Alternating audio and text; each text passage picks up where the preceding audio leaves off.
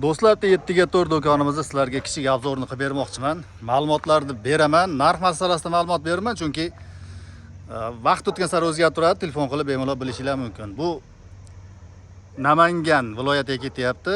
Farg'ona shahrida tayyorladik. Fasadi tunika bond qilingan. Juda ham chiroyli qilingan dizayni, endi o'zimizning firmening stilimiz bu. Oynalari zagalga qilingan, birli oyna.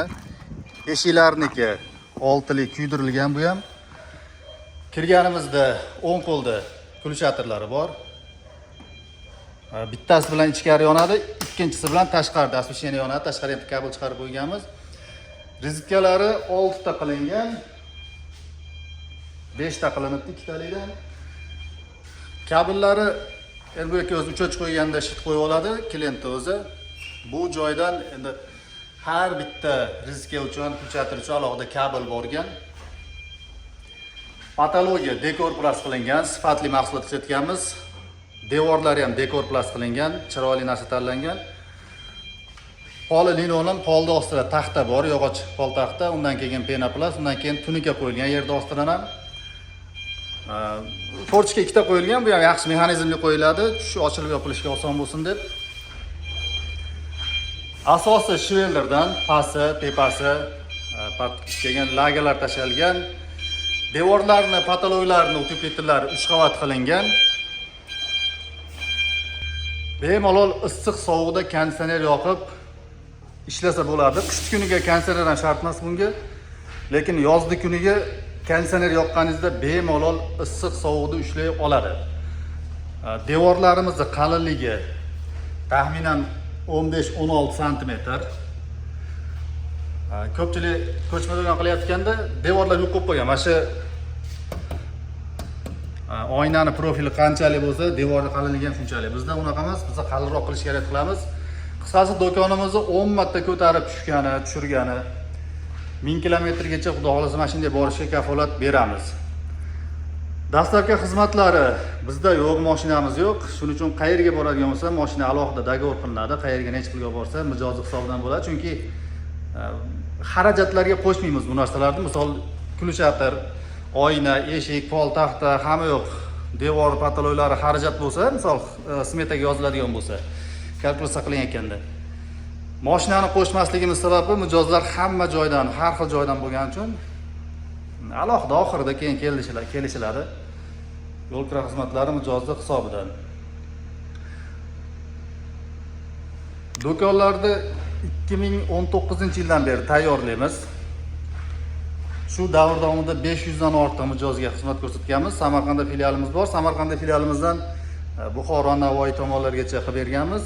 Farg'ona shahridagi filialimizdan Vodiy bo'yicha qilganmiz. Hozir Toshkentga unchalik ko'p buyurtma olmayapmiz. Deyarli bu yil olmadik, chunki Toshkentga qisqasi gabaritga ham pul to'laydigan bo'lib qolgandan keyin qoplamay qoldi. Toshkentga 10 milliongacha olib ketyapti yo'l kira. Bu degani bizning foydamizni, ish haqimizni deyarli hammasi ketib qoladi degani, shuning uchun ulardan buyurtma olmayapmiz. Do'konlarimizni chiroyli qilishga harakat qilamiz. Instagramda, Telegramda, YouTube'da, qisqasi hamma ijtimoiy tarmoqlarda Nurli uylar deb qidirsanglar, qilingan barcha ishlarimizni ko'rishingiz mumkin. Bu tomondan qo'shimcha eshik qo'yilgan.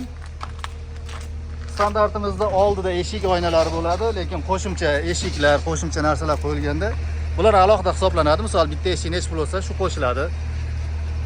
Do'konimizning narxini aytib qo'ya qolaman. Bu do'konda 60 millionga qilingan. Pilos bitta eshik qo'shib berildi. 61 million 100 bo'ldi. Qarang, do'kon juda ham chiroyli qilingan. Tashqariga bunaqa profil ham chiqarib qo'yamiz. Bizdan keyin obor do'konni qo'ygandan keyin, ko'ryaptimi?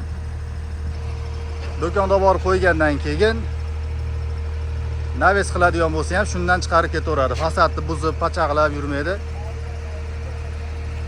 Videoga qara like bosib, izoh yozib qo'yasizlar. Ko'chma do'kon qidirayotganlarga mana shularni izohlar, likelar sabab yetib borishi mumkin. Qancha ko'p like va reaksiya qoldirilsa, videoda ko'rilishlar soni shunchalik oshadi. Hozir bu mashinaga yuklaymiz. Xudo xolasa jo'natib yuboramiz. U yoqda mijozlar kutib olib, tushirib oladi. Bemalol aloqa chiqishlar mumkin. Do'konlarimiz sifatli. Ostini ham ko'rsatib beradi sizlarga. Ko'chma do'kon qilinganda ostiga ham tunika qo'yilishligini yana bitta sababi yerdan zax o'tganda do'konga ta'sir qilmaydi, shu ostida qoladi. Bu orqa tomondan atkoslari judayam chiroyli qilinadi. Iloji boricha hamma joy hisob-kitob qilinadi. Bu do'konning ichiga misol bir fura mosh un bosadigan bo'lsangiz ham turaveradi bu do'kon, xudo xolasa. Baho qo'ylar 1 dan 5 gacha necha bahoga arziydi mana shu do'kon.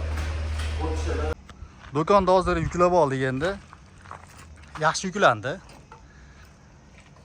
Do'konni 10 marta ko'tarib tushirgani kafolat beramiz. Agar u tarafdan muammo bo'lmasa, do'konimizdan muammo bo'lmagan shu paytgacha ularni ham hisobga olinadi. Ertaga misol bizdan kelgan, do'konda olib qo'ygandan keyin 10 yildan kelgandir, 5 yildan kelgandir, balki 30 yildan keyin ko'chishga to'g'ri kelib qolsa, bemalol ichida narsalarni olib chiqib, yiqilmaydigan narsalar, yiqiladigan narsalarni olib tashlab ko'tarsanglar bo'laveradi. Qaranglar, bahaybatgina do'kon bo'lgan. Do'koning bormi desa, bor deydigan. Tepada profillari turibdi. Hozir endi bog'lashyapti. Bog'lab olsa Namanganda Chust shahriga ketar ekan. Chustdan mijozlarimiz juda ham ko'p. Namangandan bo'lmam o'zi. Eskidan mijozlarimiz ko'p bo'lgan. Misol vodiyda 1 yilda 20 ta do'kon sotadigan bo'lsak, 10 tasini Namangan oladi. 5 tadan Farg'ona bilan Andijon oladi. Toshkentga endi qilmay qo'ydik. Yo'l kira qimmat bo'lib ketdi Toshkentga oldin.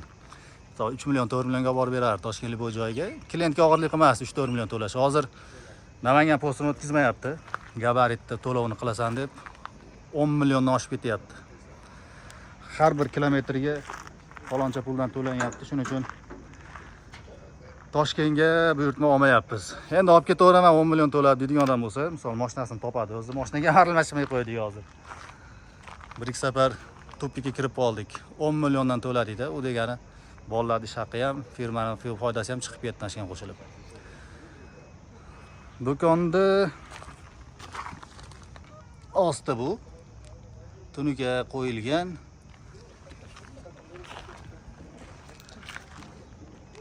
Yerdan zak o'tadigan bo'lsa ham do'konga ta'sir qilmaydi. Masalan, yomg'ir, har xil havolar bo'ladi. Buni do'konda olib ketyapti, bog'lashib oladi bunaqa joydan. Shu yerdan bog'lash uchun biz temir qo'yib qo'yamiz. Mana shu temirdan bu yoqqa tortadi, bu tomonga tortadi mana shu temirdan. Temir qo'yilganda, misol fundamentga xalaqit qilmaydi, bu shivellarning ichida. Qara, bizda shivellardan qilinadi do'konlar ham.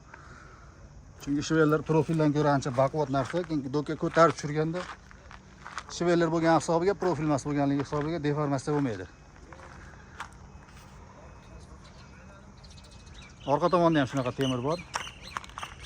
Endi baribir Farg'onaning o'ziga bo'lsa, shahar ichida bo'lsa, bo'ylamasdan olib ketsa bo'ladi.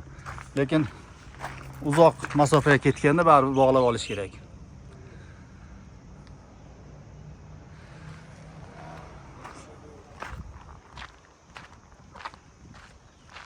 Do'kon yoqqan bo'lsa yoki bu yaxshi chiqqan, keyingi sanaqa ekan deydigan odamlar bo'lsa, o'tib ko'rishinglar mumkin. Profillarimizda boshqa videolarda 2019 dan beri do'konlar qo'ygan bo'lsak, to'lib ketgan videolar.